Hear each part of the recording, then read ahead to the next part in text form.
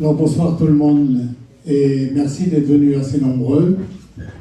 La pluie a dû empêcher quand même de remplir la salle, je pense. Nous devions commencer cette soirée par un petit film et on a un problème technique, donc on ne le passera pas. 5 minutes de film sur les enfants de Gaza. Voilà. Donc j'ai le plaisir de vous présenter Ronnie Broman.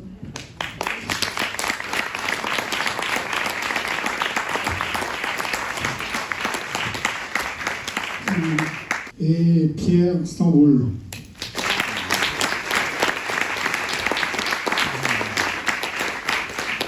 Alors, plutôt que de les présenter, je vais les laisser se présenter, mais tout le monde connaît Ronnie, tout le monde connaît Pierre maintenant. Voilà. Et je vais leur laisser la parole. Par contre, je voudrais remercier quand même la mairie qui nous a prêté cette salle pour la deuxième fois en un mois. Et Jean-Yves Lalanne, le maire, qui connaît bien la Palestine parce qu'il est venu en Palestine avec nous. Et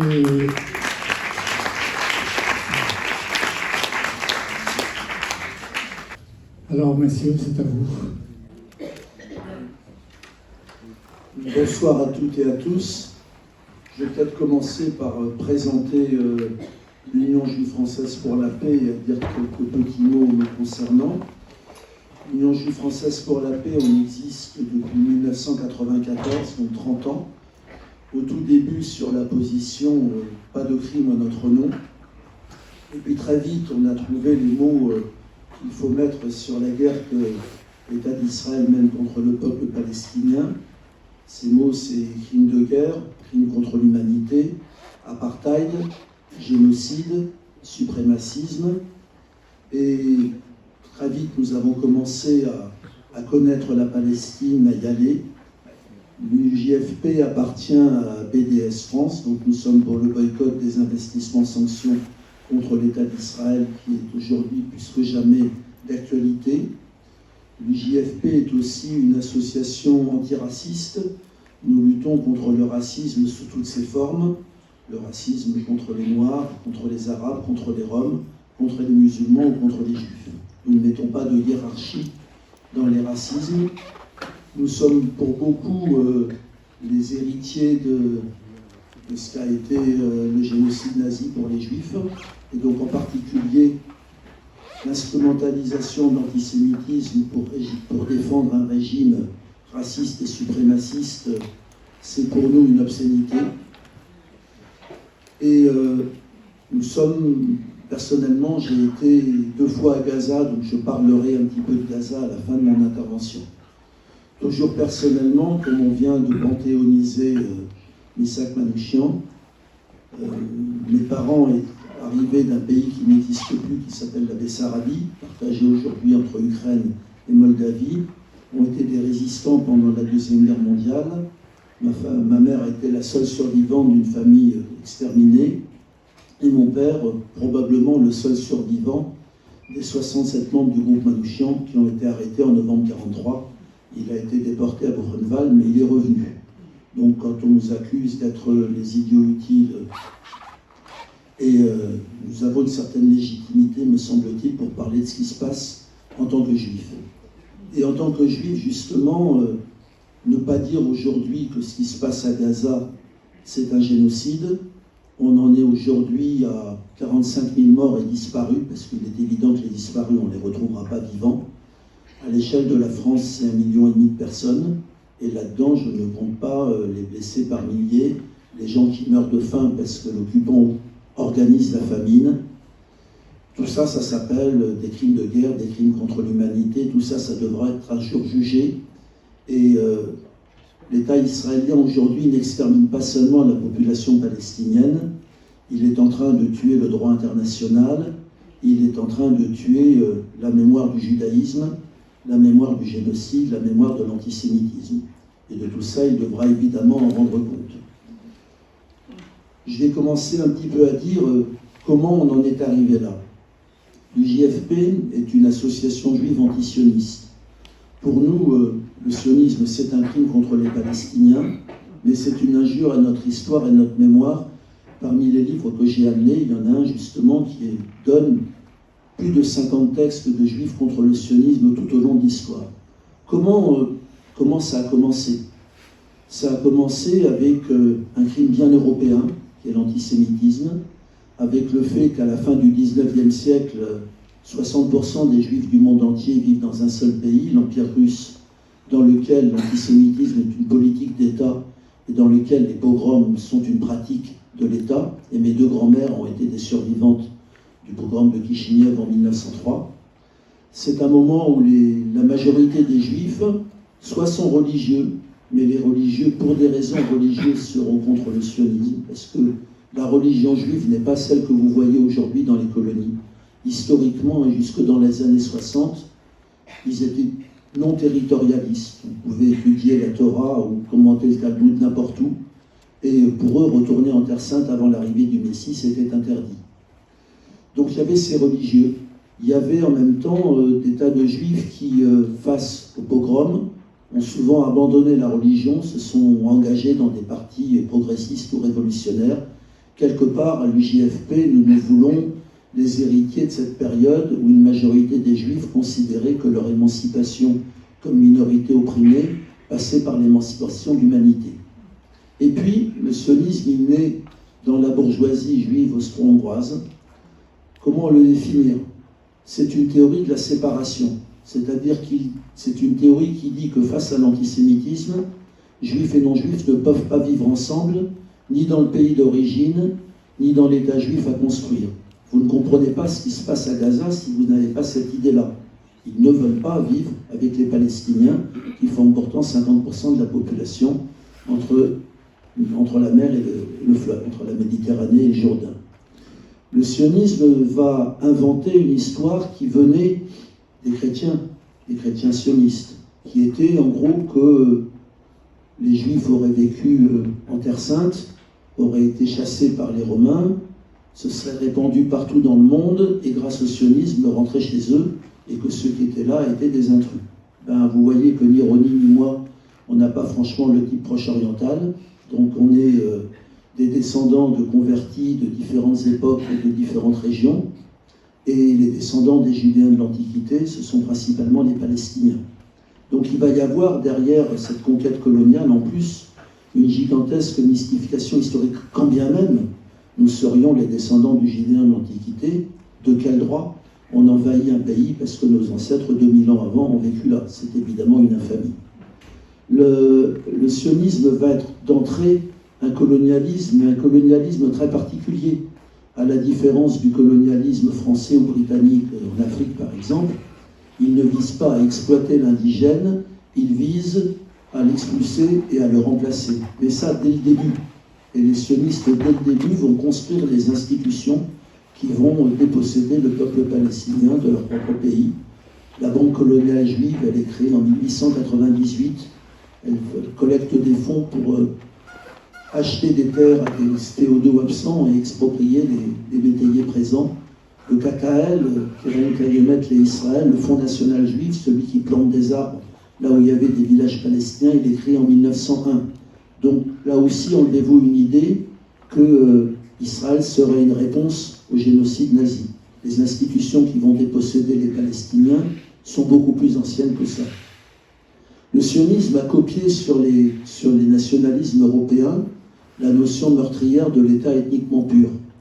Alors tous les nationalismes qui étaient antisémites, en Europe, les nationalismes lituaniens, polonais, serbes, que sais-je, ils avaient cette idée de construire des États ethniquement purs. Mais au moins, il y avait des territoires où les Polonais, les Serbes ou les Lituaniens étaient majoritaires. Pour les Juifs, il n'y avait aucun endroit où ils représentaient plus de 10% de la population. Et donc, ce nationalisme ethnique, il a inventé le peuple, la langue et la terre, ça fait quand même beaucoup. Y a-t-il un peuple juif? Je partage un peu ce qu'a dit Shlomo Sand. Si on entend par peuple juif, c'est une notion religieuse. Mais si on entend par peuple l'idée d'un territoire, d'une culture, d'une cuisine, d'une tradition, il y avait des peuples juifs, mais dire que j'appartiens au même peuple qu'un juif yéménite, c'est une construction historique que les sionistes ont faite, mais qui n'a évidemment pas de sens. La langue, il y avait des langues juives, le ladino, le yiddish, le judéo-arabe, mais l'hébreu était réservé à un usage strictement religieux. Et la terre, pour les juifs religieux, il était interdit de retourner sur cette terre avant l'arrivée du Messie. Et pour les juifs laïcs, ils combattaient pour l'émancipation sur place et ils n'étaient pas préoccupés par la question de la Palestine, qui était un territoire qui leur était étranger.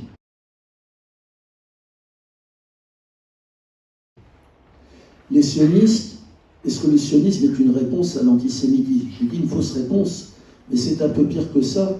Les sionistes se sont appuyés dès le début sur les antisémites dans leur projet. Donc, désolé Monsieur Macron, mais le couple, ce n'est pas antisionisme et antisémitisme.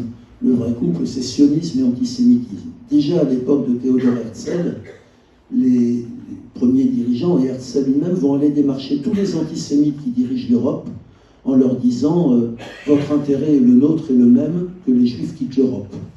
On est en France, Édouard Drumont, le chef des anti-Dreyfusards, à l'époque de l'affaire Dreyfus, avait lu le livre de Herzl, L'État des Juifs, et il écrira dans son torchon antisémite « Ce monsieur fait notre bonheur en faisant le sien ». Donc, ils se sont appuyés sur eux, ils se sont appuyés en particulier sur les chrétiens sionistes. Les chrétiens sionistes, c'est une branche des évangélistes anglo-saxons pour qui les Juifs doivent retourner en Terre Sainte, chasser le mal, Armageddon, c'est-à-dire chasser les Arabes, puis se convertir à la vraie foi chrétienne, évidemment, sinon ils disparaîtront. Ces chrétiens sionistes sont des antisémites. Ils représentaient déjà au début du XXe siècle une aile assez importante. Aujourd'hui, ils sont plusieurs dizaines de millions aux États-Unis, ils dictent leurs lois, et l'essentiel de la colonisation de la Cisjordanie a été financé par ces antisémites-là. Donc sachez-le aussi, la colonisation a été essentiellement financée par des antisémites. Et un des chrétiens sionistes bien connus, c'est Arthur Balfour. La déclaration Balfour, faite en 1917, alors que les Britanniques n'ont pas encore conquis la Palestine, est-ce qu'il y a une contradiction entre le Balfour antisémite, qui était Premier ministre en 1905 et qui promulguait des lois anti-juives, et le Balfour sioniste de 1917? Il n'y a aucune différence. Si je reprends les paroles d'Hannah Arendt, pour les antisémites, les juifs étaient des parias asiatiques inassimilables en Europe, et s'ils partaient là-bas, ils devenaient des colons européens en Asie. Et c'est ça qui a été réalisé par le sionisme. Les sionistes, aujourd'hui, vous avez, on peut poser la question, comme dans une mairie de gauche, existe-t-il une gauche sioniste? On pourrait poser la question, existe-t-il une gauche de l'apartheid? La réponse serait évidemment non. Il y a eu, dès 1920, à la tête du sionisme, le courant social-démocrate qui a pris le pouvoir. Pourquoi? Parce qu'on ne pouvait pas faire une colonisation individuelle de la Palestine. Il fallait faire une colonisation collective. Ces sociodémocrates ont créé la Histadrout, un syndicat qui figure avec la CGT, la CFDT et FO à l'intérieur de la CSI, la Confédération syndicale internationale. Le président de la Histadrout, il y a quelques jours, il visitait une usine d'armement de Elbit, les usines d'armement israéliennes, et il a mis sur un obus avec le soutien des travailleurs israéliens. Mais ce n'est pas une nouveauté. En 1920, l'article numéro 1 des statuts de la Histadrout, c'est la défense du travail juif. Il était interdit pour des non-juifs d'adhérer à la Histadrout. La première action qu'ils ont faite en 1921, c'est une grève générale pour boycotter les magasins arabes et acheter juifs, le modèle d'une société séparée. Et ils ont créé la compagnie Solel Bonnet, celle qui maintenant a construit les colonies, la compagnie Tzin de navigation, la compagnie Mekorot des eaux, celle qui vole l'eau des Palestiniens, les caisses d'assurance, les caisses de retraite, la banque Léonie. Ils ont même créé la Haganah, l'armée, et voilà, ils ont créé un État dans l'État des années avant la création d'Israël, et ils ont créé les kibbutz. Les kibbutz, moi-même, j'étais bête et sioniste quand j'avais 16 ans, j'y suis allé, mais ce n'était pas un instrument de socialisme, c'était un instrument de conquête. Où est-ce qu'on a mis les kibbutz? Là où il y avait beaucoup de Palestiniens, beaucoup d'Arabes, parce qu'on ne disait jamais Palestiniens à l'époque. Donc en Galilée, aux frontières, au nord du désert, autour de Gaza. Mais les kibbutz étaient strictement interdits aux Palestiniens. Et aujourd'hui, dans un État suprémaciste, les cantines des kibbutz sont privatisées, ils sont cotés en bourse, et ils fabriquent essentiellement des gilets pare-balles et des munitions plutôt que de l'agriculture. On ne peut pas imaginer que le socialisme puisse cohabiter avec le racisme et avec le suprémacisme. Sur cette gauche sioniste, il n'y a pas un seul crime contre les Palestiniens dans lequel elle n'a pas trempé ou dans lequel elle n'a pas joué un rôle majeur. Maintenant, il n'y a plus aucun doute sur la guerre de 1948. Les historiens israéliens ont confirmé ce que les Palestiniens avaient toujours dit, c'était un nettoyage ethnique prémédité. Ceux qui sont à la manœuvre principalement, mais pas uniquement, c'est la Haganah, donc la direction social-démocrate, avec des généraux qui étaient tout à fait laïques, les Moshe Dayan, les Yitzhak Rabin, les Yigal Allon.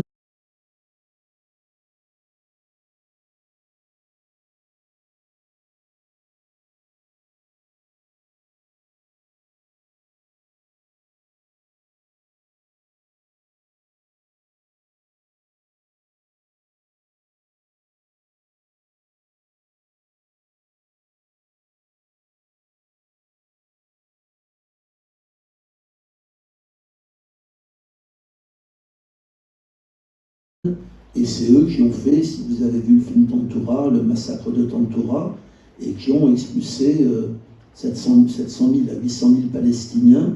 Évidemment, contrairement aux mensonges prédateurs, les Arabes ne sont pas partis d'eux-mêmes, comme disait Ben Gurion, ils ont été expulsés de façon totalement préméditée. C'est la gauche sioniste, avec Moshe Dayan, qui est aux manettes en 1956, quand ils attaquent l'Égypte de Nasser, qui avait osé nationaliser le canal de Suez. Au passage, ils occupent Gaza et il y a plus de 500 morts. C'est toujours la gauche sioniste qui est aux manettes en 1967 et Israël n'était pas du tout encerclé. La conquête de la partie de la Palestine qui leur avait échappé en 1948 était préméditée depuis de nombreuses années. Et c'est la gauche sioniste, avec Yigal Allon notamment, qui entame la colonisation, les premières colonies dans la vallée du Jourdain, dans toute une partie de la vieille ville de Jérusalem. Plus tard, dans des gouvernements de coalition, on retrouvera Ben Eliezer, secrétaire général du Parti travailliste, qui commence la construction du mur qui balafre la Cisjordanie, ou Amir Peretz, comme ministre de la Défense, qui participe à l'invasion du Liban. Et alors vous allez me dire, Yitzhak Rabin. Eh bien, Yitzhak Rabin, excusez-moi pour les illusions que vous pouvez avoir, massacre de Tantoura en 1948, c'est lui. En 1976, la journée de la Terre qu'on va célébrer demain, c'est lui qui réprime, il y aura quand même de nombreux morts. 1986, l'attaque contre l'OLP à Tunis, c'est lui. 1987, la répression de la première intifada, brisez-leur tous les os, plus de 1000 morts, c'est toujours lui. Alors vous allez me dire, et à Oslo. À Oslo, on a signé une seule chose, c'est que l'occupé assure la sécurité de l'occupant. C'est ce qu'on appelle la coopération sécuritaire, qui fait qu'aujourd'hui, l'autorité palestinienne, son principal rôle, c'est d'assurer la sécurité d'Israël. Mais les questions vives, les questions des Palestiniens, un État, la fin de l'occupation, la fin de la colonisation, la libération des prisonniers, le démantèlement des colonies, tout ça on en a parlé, mais on n'a strictement rien signé. Le retour des réfugiés, bien sûr, tout ça on en a parlé, mais on n'a strictement rien signé. Donc, quelque part, Oslo a été le moyen pour le rouleau compresseur colonial de se déployer.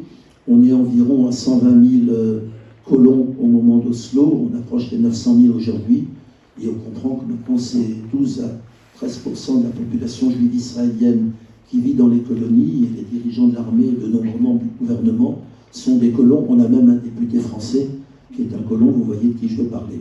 Donc on est totalement, les colonies ne sont plus une espèce d'excroissance, c'est la nature même de l'État d'Israël. Autre chose idée que je veux débattre, la droite israélienne, moi je les appelle les fascistes. Ne croyez pas que c'est un phénomène récent. Le père de Netanyahou, Benzion Netanyahou, était le secrétaire particulier de Vladimir Jabotinsky. Qui était Jabotinsky? C'est une scission du sionisme qui remonte aux années 1920. Jabotinsky était un juif d'Odessa qui est mort en 1940 et qui très très tôt va devenir un admirateur de tous les régimes autoritaires et en particulier du régime fasciste italien. La milice que Jabotinsky va créer, le Betar, faisait des entraînements dans l'Italie fasciste à la fin des années 30. Ce sont ces gens-là qui vont vous accuser d'être antisémites, alors que la radio des révisionnistes était à Civitavecchia, toujours dans l'Italie fasciste. Et c'est à l'intérieur de ce courant-là, révisionniste, que vont se créer des mouvements. Alors, j'aime pas le mot terroriste qui n'existe pas dans le droit international, mais comment qualifier autrement l'Irgun de Menachem Begin, ou le groupe Stern ou l'Ehi de Yitzhak Shamir, de Stern d'abord et de Yitzhak Shamir après. Ils vont commencer à assassiner de nombreux Palestiniens dès la fin des années 30. Ils vont jouer tout un rôle dans la répression de la grande révolte palestinienne de 36-39. Et quand les Britanniques vont arrêter l'immigration juive en Palestine, ils vont s'en prendre aux soldats britanniques. Le groupe Stern assassinera des soldats britanniques pendant toute la Deuxième Guerre mondiale. 42, 43, 44, mon père est à Buchenwald, et le groupe Stern assassine les soldats britanniques. C'était pas seulement des fascistes, c'était aussi des collabos. Et ce sont ces gens-là qui vont prendre le pouvoir en 1977, et aujourd'hui, tous les dirigeants politiques israéliens, quelque part, se réclament de Jabotinsky. Tous, évidemment, ceux qui sont morts, Begin, Shamir, Sharon, mais aujourd'hui, tous les autres qu'on a, aujourd'hui, évidemment, Netanyahou, et évidemment, dans l'opposition Netanyahou, les autres aussi. L'extrême droite, aujourd'hui, en Israël, est totalement hégémonique. Qu'elle soit hégémonique chez les colons, c'est évident. Qu'elle soit hégémonique chez les religieux, c'était pas vrai au début. Mais il existait dès les années 30, dans la Palestine mandataire, le grand rabbin Avraham Kook, rabbin d'origine lituanienne, avait fait la synthèse entre sionisme et religion. Il prenait une conception de la religion territorialiste, il prenait au premier degré l'expression « Dieu a donné cette terre au peuple juif ». Ils étaient très minoritaires jusqu'à la conquête de 1967, ils sont maintenant totalement hégémoniques et la moitié des 900 000 colons dont j'ai parlé sont des fous de Dieu et suffisamment, vous les avez vus dans toutes les images avec les armes et tout, c'est eux qui, avec la complicité de l'armée, attaquent quotidiennement la population civile palestinienne, déracinent les oliviers et des crimes totalement impunis. Donc ces religieux maintenant, ils ont été complètement conquis par l'extrême droite. L'extrême droite a pris la majorité chez les Mizrahim et les Séfarades, les juifs originaires du monde arabe, qui ont été extrêmement discriminés en Israël, qui ont été victimes d'un racisme interne à la société juive israélienne, mais qui, c'est pas le seul pays où les discriminés votent à l'extrême droite. Hélas, en France, ça commence aussi, aux États-Unis, c'est en tout cas certain. Et parce qu'ils ont été discriminés par les Ashkénazes et qu'ils ont assimilé les Ashkénazes aux travaillistes, ils se sont mis à voter à l'extrême droite. Les Russes aussi sont passés à l'extrême droite. Ils sont sortis d'un pays à la dérive, on les a mis dans les colonies, on leur a donné gratuitement des terres. L'armée, qui était historiquement une armée laïque, aujourd'hui ce sont des généraux fous de Dieu également. Donc on a une situation où l'extrême droite est totalement majoritaire, où les conflits à l'intérieur de la société israélienne se passent à l'intérieur de l'extrême droite. Pour tous ceux qui ont un espoir que dans cette société quelque chose change, non. Comme dans toute situation coloniale, il n'y aura une rupture du front intérieur en Israël que s'il y a des sanctions. Et 2 fois dans son existence, l'État d'Israël a été sanctionné. En 1957, ils ne voulaient pas quitter le Sinaï, ils ont été sanctionnés, ils ont été obligés de le faire. En 1991, Yitzhak Shamir ne voulait pas négocier et George Bush père, en n'acceptant pas de cautionner le prêt qu'il avait fait, a fait tomber son gouvernement. Donc il y a les moyens de sanctionner l'État d'Israël. Tant que ce ne sera pas fait, le rouleau compresseur colonial et meurtrier et génocidaire va continuer. Pour finir, je vais parler de Gaza. J'ai été 2 fois à Gaza, comme Union juive française pour la paix, en 2013 et en 2016. Et en 2016, je reste 3 semaines et je vais rencontrer la direction politique de tous les partis politiques à Gaza. Hamas, Djihad islamique, FPLP, Fatah, Parti communiste, Union démocratique palestinienne, FDLP, tout le monde. Gaza est incroyablement démonisée, incroyablement calomniée. D'abord, c'est une société extrêmement éduquée. Il y a 1% d'illettrisme à Gaza, contre 35% dans l'Égypte voisine. Et pour avoir traversé le Sinaï, quand vous êtes contrôlé par une armée d'illettrés, vous le voyez tout de suite. À Gaza, il y a 75% de la population sont des réfugiés. On l'oublie. Ils ont été chassés à peu près de tout le sud de ce qu'est l'État d'Israël, de Jaffa à Beersheba, à Ashkelon, etc. 72% ont la carte de l'UNRWA.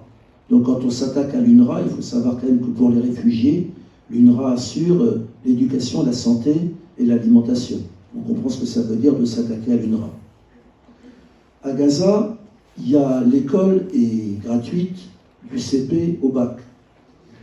Mais avant, qu'est-ce qui se passe? Il y a une foule d'associations extrêmement féminines, essentiellement féminines, qui vont assurer tout ce qui est le préscolaire, le périscolaire. À Gaza, il y a 100 000 étudiants dans 6 universités. C'est extrêmement cher l'université. Mais les familles se saignent pour que les jeunes y aillent, et il n'y a pas de travail après. Et la plupart du temps, ces jeunes qui sont hautement diplômés, j'ai visité les universités de Gaza, le niveau est le même qu'en France, ils acceptent bien souvent de travailler gratuitement pour que leur société ne s'écroule pas. Je vous donne un exemple, on a calomnié l'hôpital Al-Shifa en disant qu'il y avait des tunnels du Hamas, ça ressemble aux armes de destruction massive en Irak. Moi, quand je suis à Al-Shifa, on est reçu par la seule psychologue salariée de l'hôpital. Et il y a une situation terrible, parce que même quand il n'y a pas la guerre ouverte, il y a des milliers de malades et de soignants qui n'ont pas de psychologue. Qu'est-ce qu'elle a fait? Elle a pris sa page Facebook et elle a dit « Je veux des psychologues diplômés ». Elle a eu 100 réponses. Elle ne pouvait pas prendre les 100. Elle a fait passer un examen écrit et oral. Elle a pris les 26 meilleurs. Au hasard, ça en dit long sur la société de Gaza, 23 femmes et 3 hommes. Et j'ai interrogé ces gens, j'ai dit « Mais vous payez votre superbe uniforme, vous payez tous les jours le taxi collectif pour venir travailler. Pourquoi ?» La réponse, on ne peut pas, on a 5 ans d'études, on a plein de compétences, on ne peut pas laisser notre société s'écrouler. Et deuxièmement, un jour le blocus s'arrêtera, on aura de l'expérience et on aura du travail.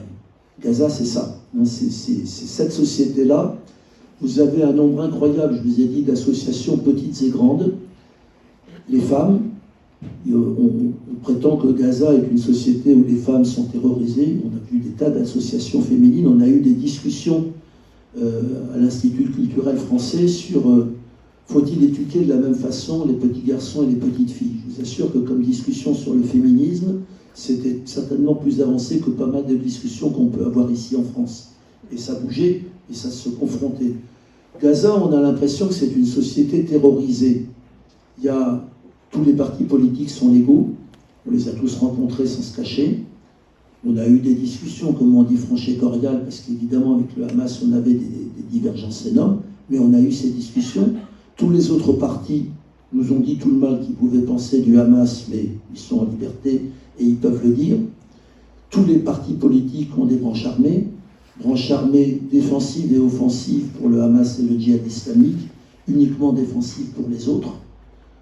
Quand vous rentrez dans un taxi collectif à Gaza, c'est immédiatement vive le Hamas, non, abat le Hamas, ce sont des corrompus. Donc voilà, c'est une société vivante qui ne ressemble pas du tout à la caricature qu'on en donne. Le Hamas intégriste, c'est une stupidité sans nom. Le Hamas a fait disparaître les intégristes de Gaza et probablement de façon extrêmement violente, ça n'a strictement rien à voir. Donc voilà, c'est évidemment pas ma tasse de thé, je suis laïque, je ne suis pas croyant, je les traiterai d'obscurantistes et tout, mais la façon dont ils ont été démonisés par une société qui couvre un génocide qui a fait maintenant 45 000 morts, ça c'est une honte absolue. Je terminerai sur comment en sortir. Il y a un débat sur un État, deux États. Deux États, je donne mon avis, ce n'est ni possible ni souhaitable. C'est pas possible parce que quand vous allez en Cisjordanie, la première question que vous vous posez, c'est l'État palestinien, vous le mettez où? Et la frontière, elle est où? C'est-à-dire qu'aujourd'hui, le monde diplomatique avait publié une carte de l'archipel palestinien. Maintenant, c'est même plus un archipel, c'est quelques tâches. Et donc, l'essentiel de la population de la Cisjordanie est enfermée dans des zones urbaines et surpeuplées. Gaza est bloqué par terre, par mer et par air. Tout ça, évidemment, ça ne fait pas un État viable. Et deuxièmement, c'est pas souhaitable, parce que je vous ai dit qu'au départ, le sionisme, c'est une théorie de la séparation. Et si vous maintenez la séparation, vous maintenez le fascisme et le suprémacisme. Un État, évidemment, un État laïque et démocratique, c'était la position historique de l'OLP jusqu'à 1988. C'est resté la position du FPLP, par exemple, de la gauche marxiste. Il y avait parmi les Juifs un courant binational assez important jusqu'à 1945, puis ce courant va disparaître au premier coup de feu de la guerre de 1948. Aujourd'hui, hélas, un seul État laïque et démocratique, c'est de l'utopie. J'aime beaucoup l'utopie, mais c'en est une en tout cas. Donc nous, à l'Union juive française pour la paix, on dit qu'une seule chose pour en sortir, c'est qu'on applique le droit international aux Palestiniens. Qu'est-ce que c'est que le droit international? C'est la liberté. La liberté, ça veut dire la fin de l'occupation, la fin de la colonisation, la destruction du mur qui balafre la Cisjordanie, la fin du blocus de Gaza, la libération des prisonniers. 2, l'égalité des droits de tous les habitants de la région, quelle que soit leur origine supposée, leur identité réelle ou supposée, quelle que soit leur religion ou leur non-religieux. Et 3, la justice, le crime fondateur de cette guerre ayant été l'expulsion préméditée de 800 000 Palestiniens de leur propre pays, c'est le retour des réfugiés palestiniens conformément à la résolution 194 de l'ONU, et c'est aujourd'hui, parce qu'on ne pourra pas faire autrement, le jugement des criminels de guerre. Et voilà, je terminerai en disant que là-bas, comme ici, il n'y a pas d'alternative au vivre ensemble dans l'égalité des droits, et que le gouvernement israélien et une bonne partie du peuple israélien sont sortis des clous, sont sortis de l'humanité. Les dirigeants ont appelé ouvertement au génocide et appellent ouvertement à tuer aussi les femmes et les enfants. Je dis en tant que juif que c'est quelque chose qui est inimaginable. Nous, on sait ce que c'est qu'un génocide, on sait comment ça a été possible. Après la Deuxième Guerre mondiale, le cri unanime devait être plus jamais ça, plus jamais de racisme, plus jamais de suprémacisme, plus jamais d'idéologie d'exclusion et de stigmatisation. Les sionistes disent que cela ne nous arrive plus jamais, ça veut dire exactement l'inverse, et au nom de ça, ils se permettent de tuer aujourd'hui et de faire l'irréparable. On ne doit pas les laisser. On doit soutenir le peuple palestinien, et ici on doit lutter contre la complicité de nos gouvernements, parce que c'est à cause de cette complicité que le crime continue. Merci.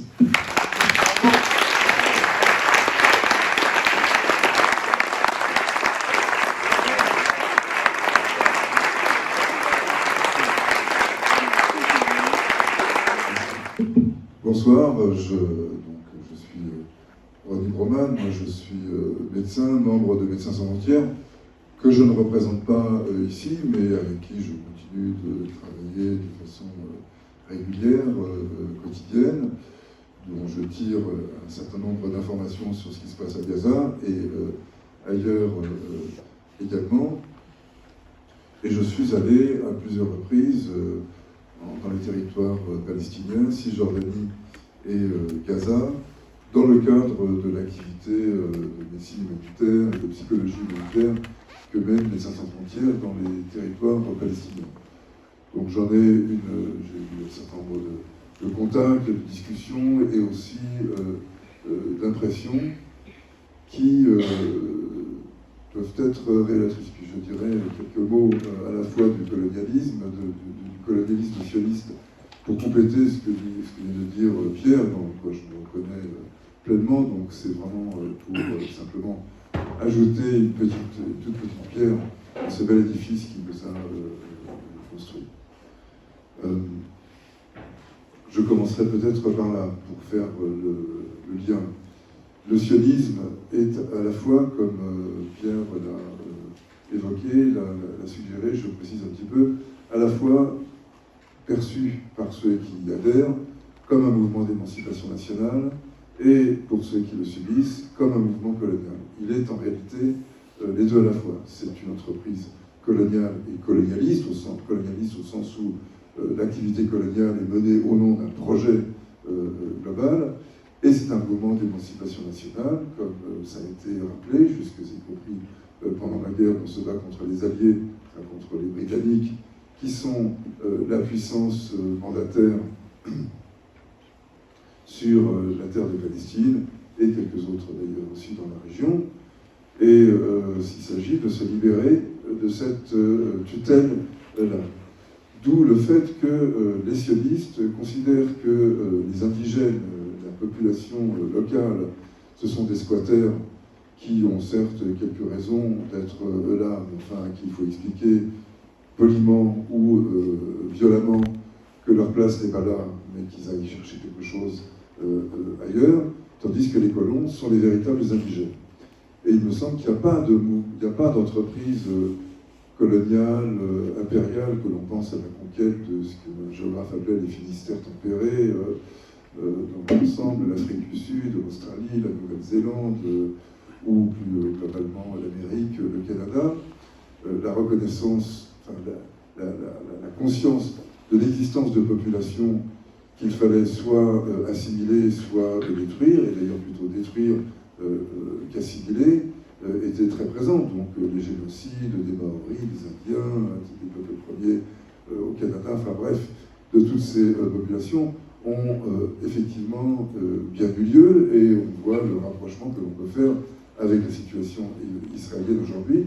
Mais en Israël se rajoute à ce projet la conviction assez globalement partagée que cette terre appartient aux Juifs, comme ça a été judicieusement rappelé, et que donc il n'y a pas de colons. C'est ce que d'ailleurs rappelait avec dans la rage habituelle qu'il professe le député Meir Habib.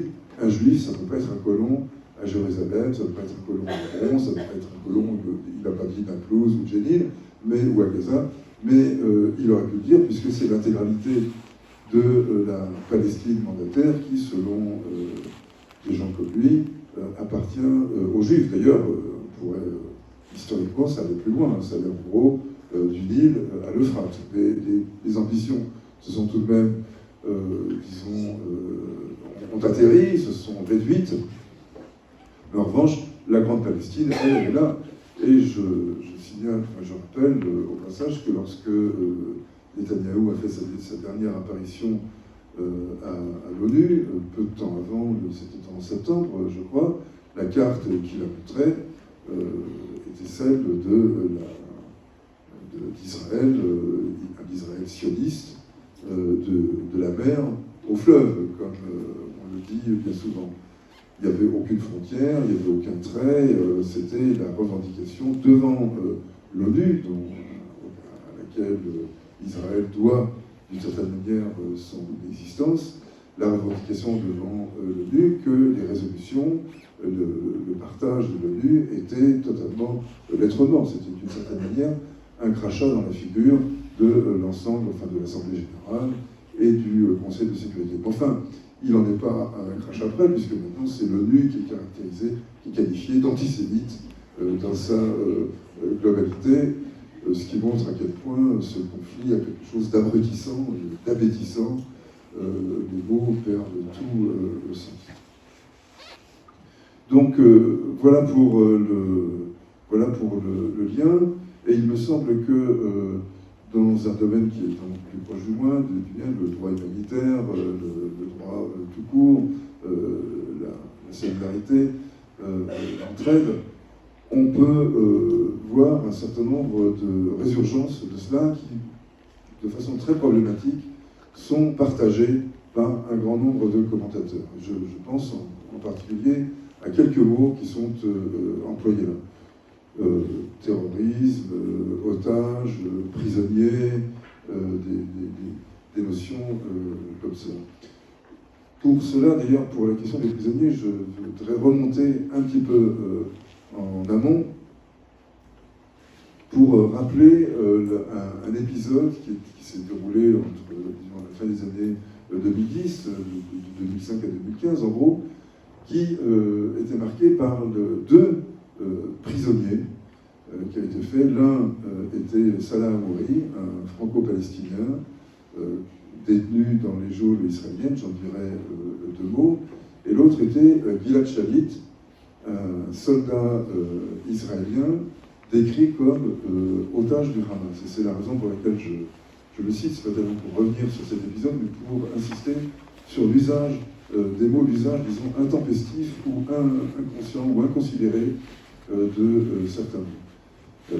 Gilad Shalit, qui avait son portrait d'ailleurs affiché sur la façade de l'hôtel de ville à Paris, en 10 mètres sur 5, on ne pouvait pas manquer de le voir. Gilad Shalit, franco-israélien, qui ne parle au demeurant pratiquement pas un mot de français, hein, je le signale au passage, contrairement à Salah Hamouri, qui parle, je crois qu'il est venu ici, Salah Hamouri, voilà, donc vous le connaissez, j'ai déjà pas besoin de décrire son statut, mais ce qui était tout à fait frappant et révoltant, c'était la qualification de Gilad Shalit en tant qu'otage et de Salah Hamouri en tant que prisonnier. Gilad Shalit était un soldat en opération, il était stationné dans un char Merkava sur une ligne de front, qui était la ligne disons, de séparation Israël-Gaza. Il a été capturé par un commando palestinien et fait prisonnier. À ce titre, il devait bénéficier, et je pense que grosso modo d'ailleurs c'était le cas, d'un certain nombre d'égards, qu'il s'agisse de la pratique de sa religion, de l'accès à des soins décents, de l'accès à une nourriture et à des conditions de détention décentes. C'est la Convention de Genève, c'est ce qui s'applique au traitement des prisonniers de guerre, ce qu'il était. Mais il n'était pas qualifié de prisonnier de guerre, il était qualifié d'otage. Ce qui laissait supposer qu'il avait été pris par une bande de voyous qui l'échangeait contre, je ne sais quoi, en tout cas des bénéfices, des avantages, mais certainement pas pris dans un conflit politique, territorial, ce qui était pourtant le cas. Et si j'en parle, c'est parce que j'ai été frappé. J'avais mené un petit combat, sans doute aux côtés du JFP, je ne me souviens plus, mais enfin, je pense que c'est le genre de choses sur lesquelles on est à peu près à 100% d'accord, mais totalement... l'échec a été total, c'était absolument inaudible. Et cela bien avant le 7 octobre. Donc ça montrait en quoi le Hamas était déjà, en effet, démonisé, et à quel point le regard, disons, israélien dominant sur cette situation l'emportait sur toute autre façon de voir le conflit. Quant à Salah Hamouri, pas besoin de m'étendre là-dessus, vous le savez, aucune preuve, un dossier totalement vide, une accusation digne d'un procès de Moscou, pas besoin d'en dire plus, mais il n'a recueilli pratiquement aucun soutien. Un franco-palestinien, c'est d'abord un palestinien, donc qui a plus ou moins partie liée avec les terroristes, parce qu'on sait bien que ces gens-là, ils ne font pas la différence entre l'action politique et l'action terroriste. L'autre, par contre, bénéficiait de tous les soutiens. Il y avait quelque chose de révoltant, mais de très parlant, surtout dans cette situation. Je me souviens d'une délégation à laquelle je participais, qui avait été de façon assez régulière. Je participais à quelques délégations pour venir présenter le cas Salah Hamouri au Quai d'Orsay, à la ville de Paris, d'ailleurs essentiellement au Quai d'Orsay et à la ville de Paris. Et je me rappelle, une fois, nous étions là à grelotter, à une cinquantaine sur le parvis de l'hôtel de ville, et nous n'avons même pas été reçus par un adjoint, par un conseiller quelconque. On nous a laissés sur le parvis à admirer le portrait de Gilad Shalit et dans l'incapacité de présenter le cas de Salah Hamouri. Ça n'était pas vrai au Quai d'Orsay. Nous avons été reçus par un conseiller du ministre, qui d'ailleurs a eu des propos tout à fait corrects, mais enfin qui n'ont pas été suivis des faits. Donc on voit que malheureusement le regard, les cadres d'interprétation, les cadres de compréhension du conflit, dominant en Europe de l'Ouest, ce sont et en particulier en France. Je pense que la France, d'ailleurs, est d'une certaine manière plus radicalement sioniste, plus proche des dirigeants israéliens successifs que d'autres pays européens. Je me souviens par exemple de cette scène innommable que je trouvais même immonde de François Hollande débarquant en visite d'État en Israël, sautant dans les bras de Netanyahou, alors qu'il pouvait se contenter de lui serrer la main dans cette accolade, ces embrassades avec ce voyou, ce menteur, ce voleur, ce tueur, avec quand même quelque chose d'indécent, d'obscène.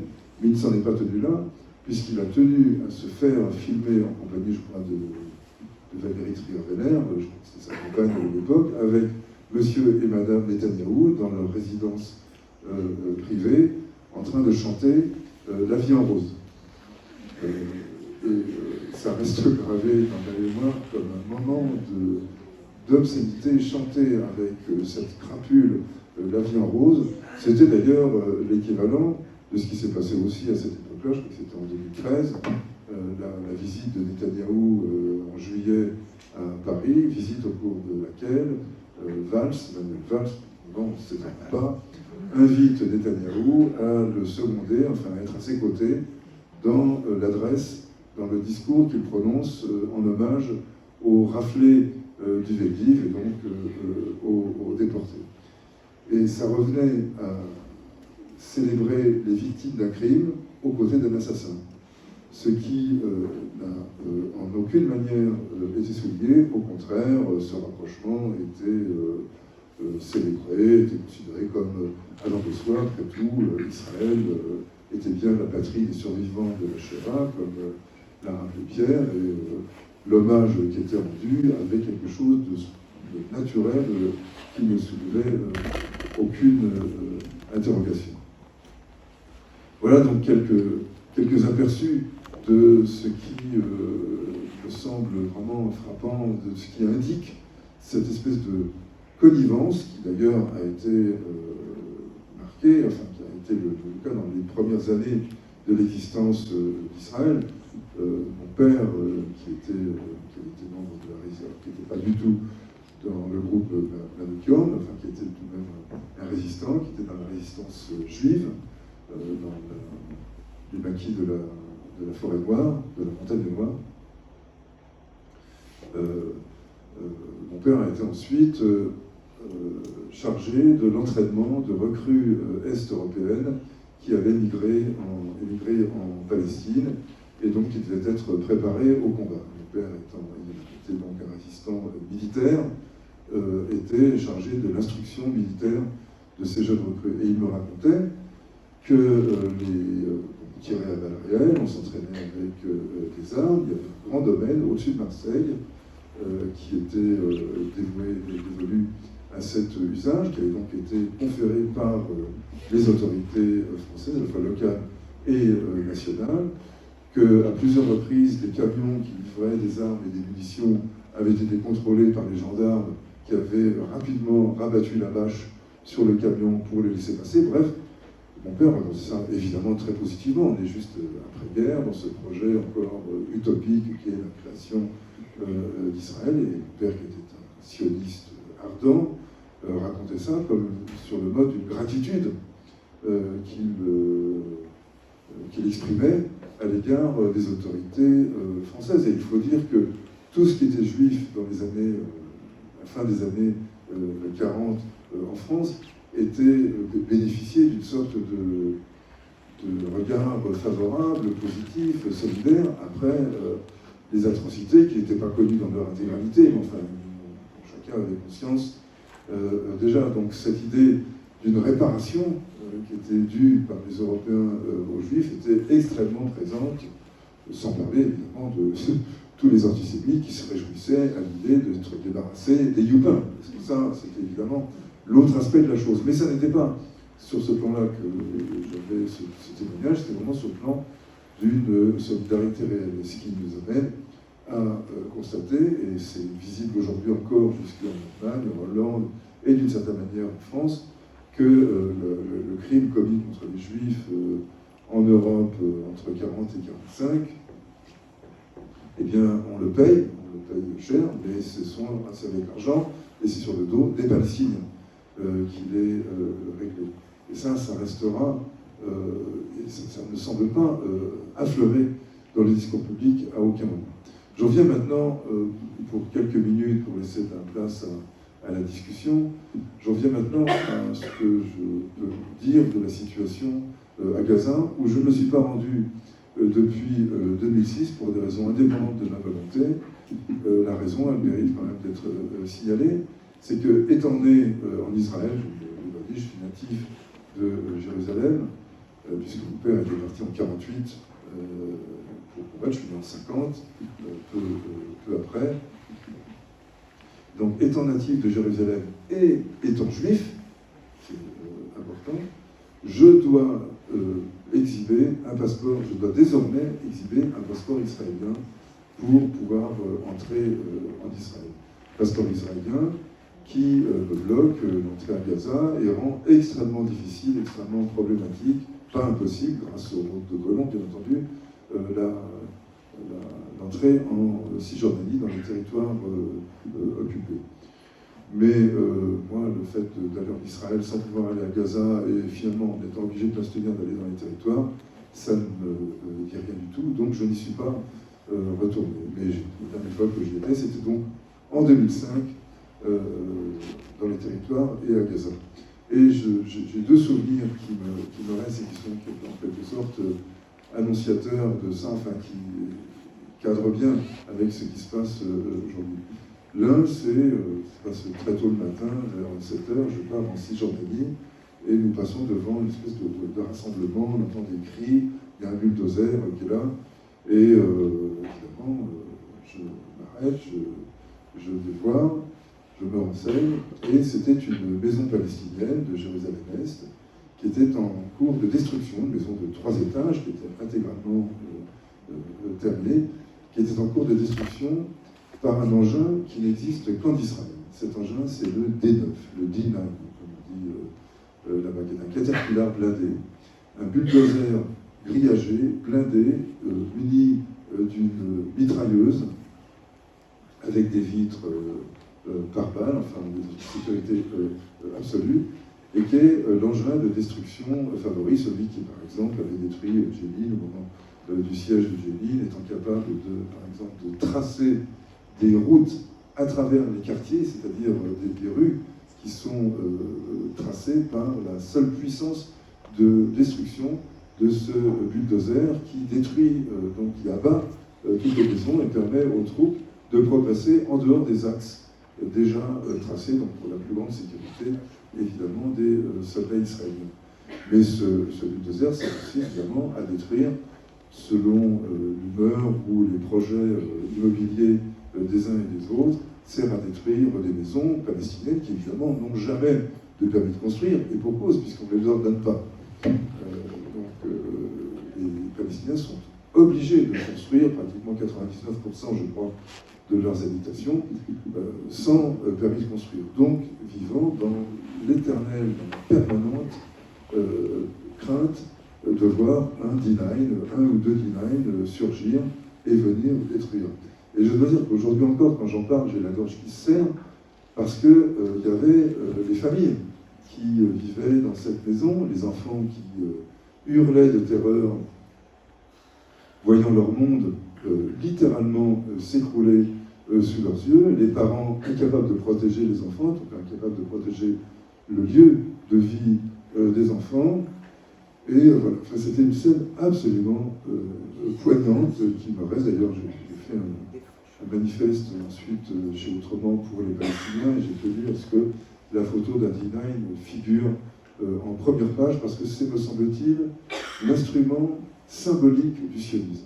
C'est, on voit souvent le colonialisme comme une entreprise constructrice, mais ce que le colonialisme est aussi, eh bien, le colonialisme sioniste, c'est d'abord une entreprise destructrice parce qu'il faut d'abord faire de la place. Il faut remplacer une population par une autre, donc un habitat par L'autre scène, c'était peu de temps après, d'ailleurs c'était juste le lendemain, c'était un voyage qui était particulièrement, enfin, une mission qui était particulièrement riche en moments aigus comme ça.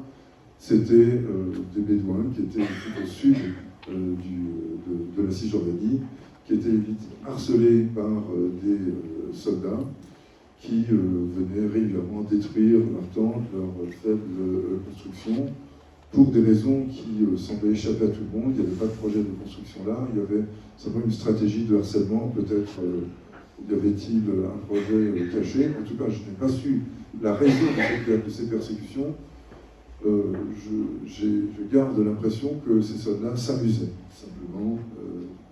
C'était les soldats d'un checkpoint, un peu plus loin, que nous avons franchi sans aucun encombre, sans aucune difficulté à l'aller, de façon tout à fait cordiale. On nous voyait en tant qu'Européens. Nous étions les bienvenus. Ça semblait un peu bizarre qu'on aille voir des Arabes là-bas, mais bon, on sait bien que les Français, les Européens de l'Ouest ont des idées parfois curieuses, donc on nous laissait passer, et on a vu ce qu'il en était. Le matin même, les soldats avaient tiré dans la citerne d'eau, rendant cette fois-ci totalement impossible le matin. Il n'y avait pas de source d'eau à cet endroit, et donc il y avait ces 3 ou 4 familles bédouines qui étaient, et ça c'était il y a 20 ans, ces 3 ou 4 familles bédouines qui ont été chassées de l'endroit où elles pâturaient, où elles nomadisaient depuis très longtemps. Et voilà comment se résumait cette visite, et je dois dire qu'en sortant de Cisjordanie, j'étais habité par une forme de haine.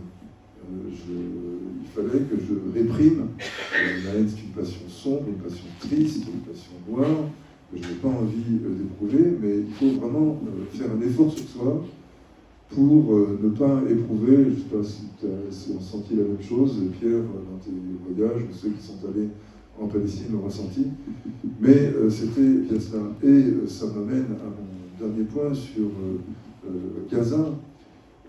À Gaza, la moitié de la population, donc moins de 25-30 ans, ne connaît, sauf les quelques milliers de ceux qui ont la possibilité d'aller travailler en Israël, mais l'immense majorité, 98-99% des jeunes gens à Gaza, ne connaissent des Israéliens que leur forme militarisée, que la menace mortelle que ceux-ci font peser sur eux. Ce sont les drones, les hélicoptères d'attaque, les blindés, les forces spéciales, les F-35, bref, c'est tout un appareillage militaire. Donc l'Israélien, évidemment l'Israélien juif, est perçu immanquablement comme une menace mortelle, au pire, et au mieux, comme un geôlier, ceux qui bouclent le territoire, le rendent hermétiquement clos.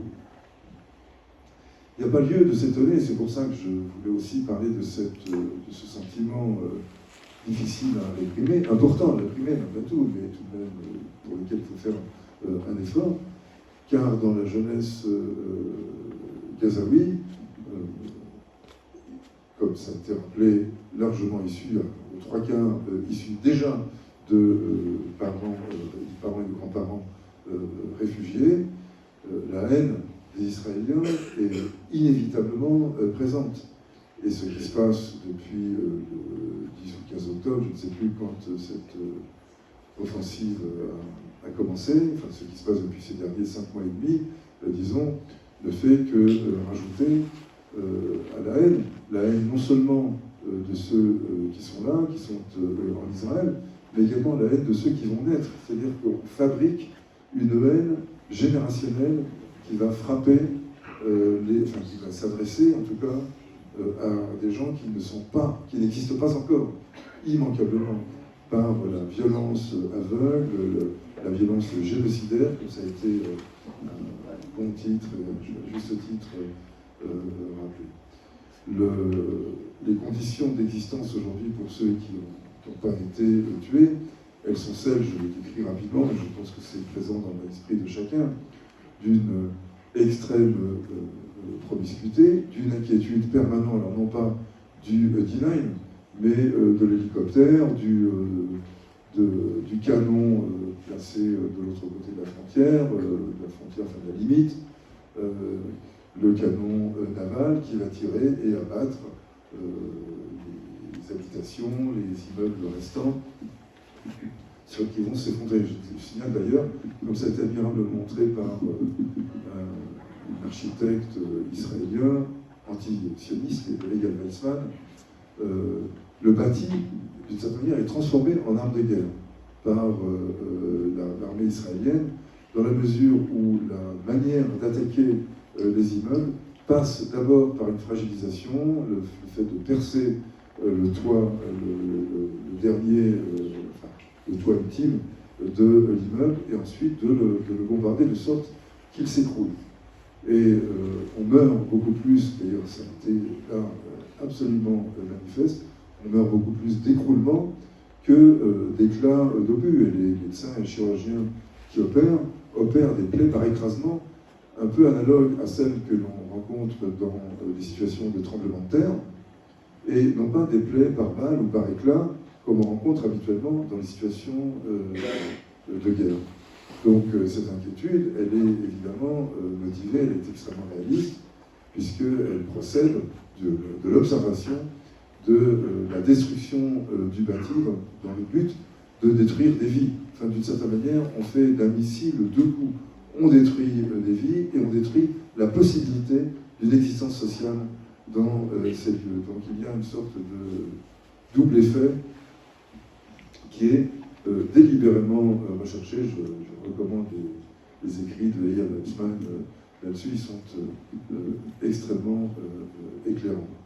Mais je reviens à, disons, une dimension médico-sanitaire. Il y a la chirurgie aiguë, la chirurgie d'urgence, celle qui permet d'opérer ces décès, mais c'est une chirurgie qui s'adresse à un millième de ceux qui en ont besoin, puisque à peu près 80% ou 90% des capacités hospitalières de Gaza qui ne sont pas négligeables. Et je retrouve aussi ce que disait Pierre auparavant, géré par du personnel sanitaire, médical, tout à fait compétent, des chirurgiens, des réanimateurs, enfin bref, différentes spécialités médicales, pas toutes, mais un grand nombre, qui sont pratiquées avec grande compétence, et ce qui ne pose un petit peu de problème. D'ailleurs, pour Médecins Sans Frontières, l'action consistait plutôt à compléter ce qui était déjà fait, par exemple soigner les brûlés. Il n'y avait pas d'unité de brûlés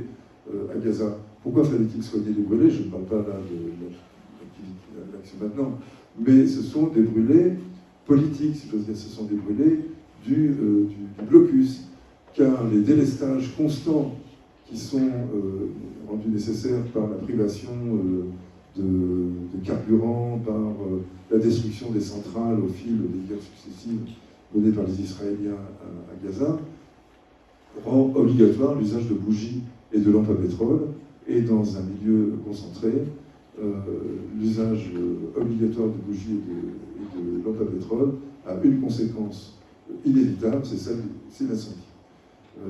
D'ailleurs, je rappelle que la grande crainte pendant très longtemps en Europe, c'était les incendies. Les incendies urbains étaient justement liés à ces formes d'éclairage et de chauffage de l'époque. Eh bien, on a retrouvé ça à Gaza, et MSF a monté une unité de traitement des grands brûlés, parce qu'il y avait malheureusement des victimes, ce qui n'existait pas auparavant, ou de façon tout à fait exceptionnelle. Un incendie accidentel dans une entreprise, évidemment ça arrive, mais les maisons ne prenaient pas feu comme ça. Et bien là, dans ce cas-là, en rapport avec l'embargo, c'était le cas. Là, aujourd'hui, donc, cette chirurgie extrêmement réduite, qui se pratique avec soit pas d'anesthésie, soit une partie où on fait de l'anesthésie, mais on ne fait pas d'analgésie, c'est-à-dire la douleur est là, mais le patient ressent la douleur, mais ne peut pas bouger. Donc ce sont des conditions abominables pour opérer, et encore ceux qui sont opérés ont de la chance. Les autres meurent ou vont rester mutilés ou meurent lentement des infections qui inévitablement se propagent en l'absence de traitement. Mais les infections, elles ne sont pas simplement consécutives à des blessures, elles sont liées également à la proximité, à la promiscuité, au stress, à la dénutrition, qui n'est pas encore une famine, mais qui, dans la classification de l'ONU, est un processus de création et d'émergence de la famine. Il y a 5 stades, je ne vais pas m'étendre là-dessus, mais il y a un barème qui est d'ailleurs assez bien fait, assez intelligent, qui a produit l'ONU avec l'aide des ONG, qui mesure, en fonction de la sécurité alimentaire, depuis une sécurité alimentaire relativement correcte jusqu'à une insécurité alimentaire totale, différents stades. Gaza en est, selon les lieux, proche disons, le stade 5 et le stade ultime. Gaza est au stade 4 dans le nord et au stade 2 ou 3 dans le sud. Ce qui rend au demeurant, je tiens au passage, mais je vais arrêter très vite là parce qu'il faut laisser la place, ce qui rend au passage particulièrement dégoûtante les remarques faites, je crois, par David Pujadas sur LCI, remarques mettant en doute l'existence d'une famine en exhibant des images d'un marché, enfin de bouts de marché bien achalandés, sans qu'on sache où et quand ces images ont été tournées et sans qu'elles soient rapprochées du fait que c'est une prison qui n'est plus alimentée ou qui est alimentée à 10% du niveau qui sera nécessaire pour que l'ensemble de la population ait la possibilité de s'alimenter. Si David Pujadas était réduit à ne consommer que 10% de l'alimentation quotidienne qu'il ingère, je pense qu'il changerait la vie. Mais enfin, ça n'est pas le cas, et donc personne n'a eu l'occasion de lui rappeler ce genre de fait évident. En tout cas, c'était particulièrement écœurant, et ça rappelle ce que je disais sur Gilad Shalit, ou ce regard dominant, disons, de la puissance coloniale sur la population occupée.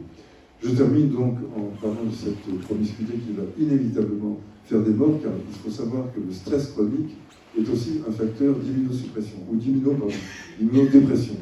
Les défenses immunitaires d'un organisme baissent à mesure que l'on éprouve un stress chronique. Le stress est une mesure de survie quand il est aigu. Quand il est chronique, c'est très bien décrit par l'affaissement des surrénales, enfin, médicalement, on sait très très bien ce qui se passe. Et donc, on crée une situation de vulnérabilité infectieuse très grande. Vous rajoutez à cela que l'eau est au mieux croupie quand elle existe, qu'il n'y a pas d'électricité, donc on ne peut pas mettre les quelques aliments qu'on peut avoir au froid. Bref, on a des infections digestives, pulmonaires, cutanées, en masse, en plus de morts, de début de mort par dénutrition, dans le nord en tout cas, de Gaza, comme on a pu le voir récemment. Voilà la situation effroyable, aujourd'hui sans issue. Est-ce que les troupes israéliennes au sol vont débarquer à Rafah demain, cette nuit, dans 10 jours? Je n'en sais rien. En tout cas, le bombardement de Rafah continue. Et je rejoindrai pour terminer ce que disait Pierre à l'instant, sans une intervention internationale, pas militaire, évidemment, ça n'a absolument aucun sens, mais sans une intervention internationale résolue, à la fois un embargo sur les armes, au moins les armes offensives, sachant que le partage entre armes défensives et armes offensives n'est pas si simple que ça. Mais en tout cas, grosso modo, on peut s'y retrouver dans un souci de réalisme.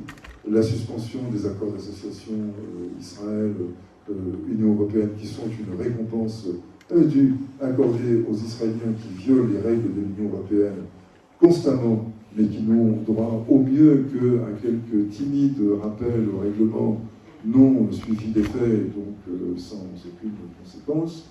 Donc la suspension des accords d'association, l'interruption des livraisons d'armes, de compléments d'armes absolument stratégique, contrairement à ce que disait le gouvernement.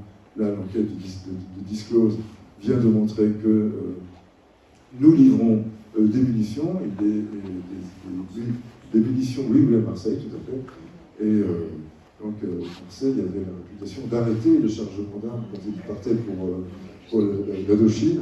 Allez-y. Et donc, on a retrouvé apparemment des munitions, des balles françaises dans l'assaut contre cette distribution lamentable d'aide alimentaire organisée par les Israéliens en pleine nuit. Je signale d'ailleurs au passage que si ça s'est fait en pleine nuit, je le signale parce que ça n'a pas été dit, c'est très vraisemblablement parce que en plein jour, il aurait été arrêté par des activistes israéliens qui ne supportent pas l'idée qu'un camion de vivres puisse pénétrer dans la bande de Gaza. Donc l'armée a fait rentrer ce convoi à 3 h du matin, en plein milieu de la nuit, au moment où les activistes étaient censés dormir. Et ça donnait lieu donc à cette effroyable tuerie, plus de 100 morts, des centaines de blessés. Voilà, donc je termine en rejoignant les conclusions de Pierre sur le caractère impératif de sanctions. Je ne parle même pas de boycott, moi aussi je soutiens le boycott, au minimum de lutte contre la pénalisation du boycott. Personnellement, je n'achète pas de produits israéliens comme on peut s'en douter, mais au minimum, la suspension de l'accord d'association, l'arrêt des livraisons d'armes et l'arrêt des livraisons américaines, évidemment. Voilà, j'en termine là, et maintenant, si vous voulez, on répondra aux questions. Merci de votre